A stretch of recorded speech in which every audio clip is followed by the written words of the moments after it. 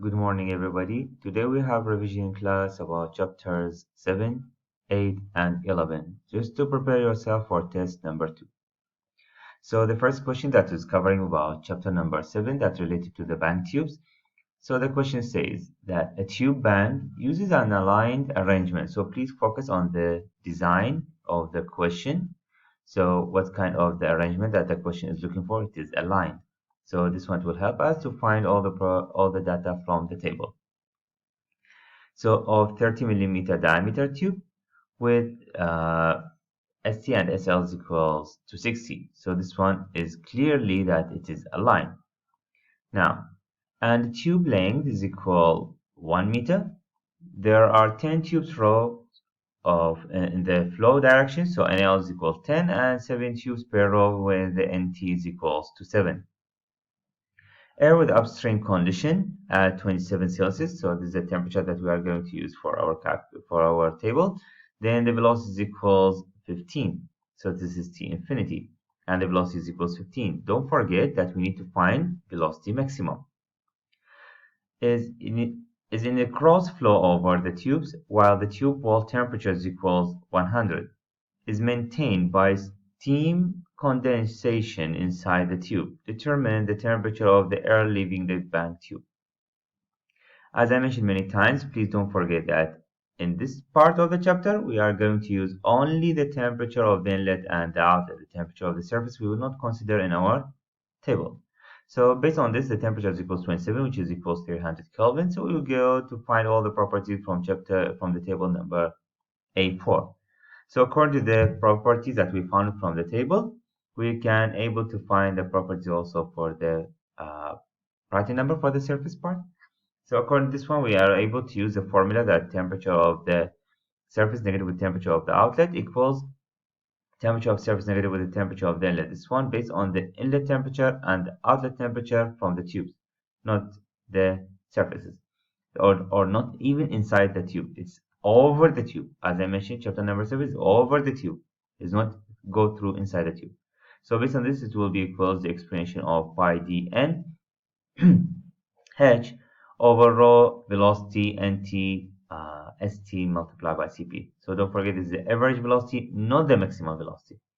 So according to this one, we need to calculate the maximum velocity to be able to substitute to the Reynolds number. So the maximum velocity is equals st over st negative with diameter, while all of them is provided multiplied by the velocity. So according to this, we will be able to find the velocity maximum. Let's substitute in the Reynolds number, which is v d over nu. So according to this one, we'll be able to calculate the Reynolds number, where the Reynolds number shows it is in the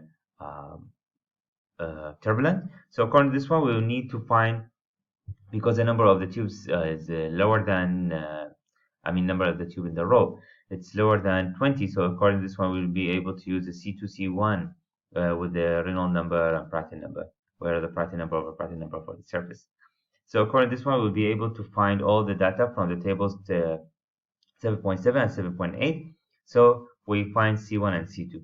Substitute in the formula for the Nusselt number to calculate H. From the H, we'll substitute the formula again, where all the rest of the data is providing the question to be able to calculate the temperature of the outlet.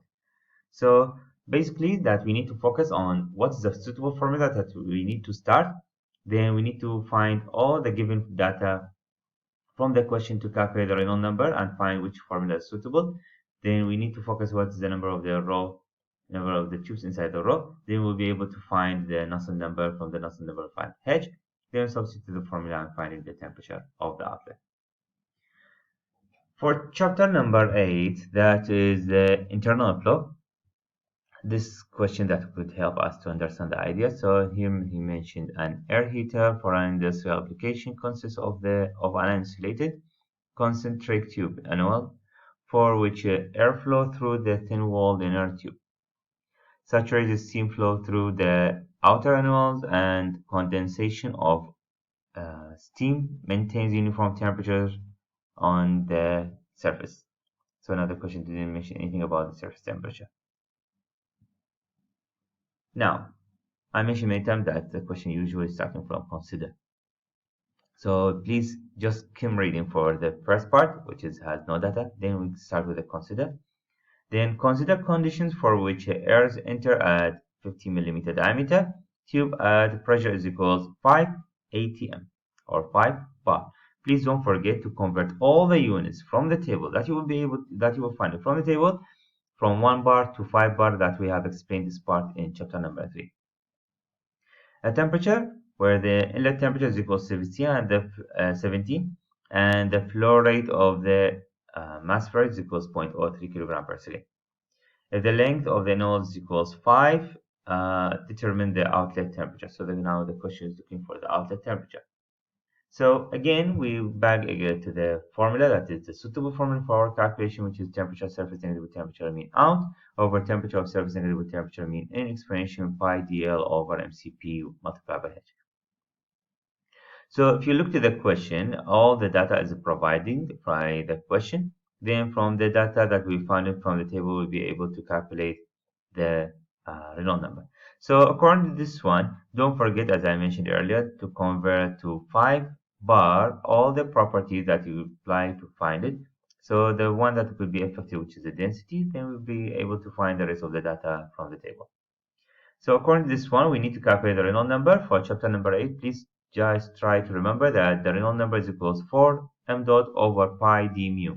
No more rho rho VA, rho VD, sorry, over mu. So according to this one, we'll be able to calculate the Renault number. So from the mass phrase is providing the equation, then he multiplied directly.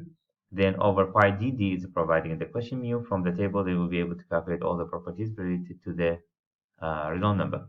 So the Renault number found it here as a turbulent. So according to the turbulent, we may be able to use the formula which is equals 0.023 Renault number 4 over 5 Prandtl number 0.4. So based on this, we are able to calculate the h, which is kd over k over d multiplied by the Nusselt number, where the Nusselt number, as I mentioned just now earlier. So all the properties now we have calculated the Renault number and the Prandtl number we have found it. K from the table and D is provided the question. They will be able to calculate H. Then we need to substitute the H in the formula. Then we will be able to calculate the mean temperature. So as you can notice here, the tricky part of this question is only the pressure. So please focus on the question when the question is providing for you different pressure rather than atmospheric pressure. So the rest of the calculation is just simply provided in your book, and it will be easy to be calculated. All right. Then the last part of this revision class, we have last question, which is related to chapter number 11, the heat exchanger. The question mentioned, in a supercomputer, signal propagation delays are reduced by restoring a high-density circuit arrangement, which are cooled by immersing them in a special dielectric liquid. The fluid is pumped in a closed loop through the computer and an adjoining shell and tube heat exchanger, having one shell and two tube passes. During normal operation, heat generated within the computer is transferred to the dielectric fluid passing through the computer at flow rate equals 4.81.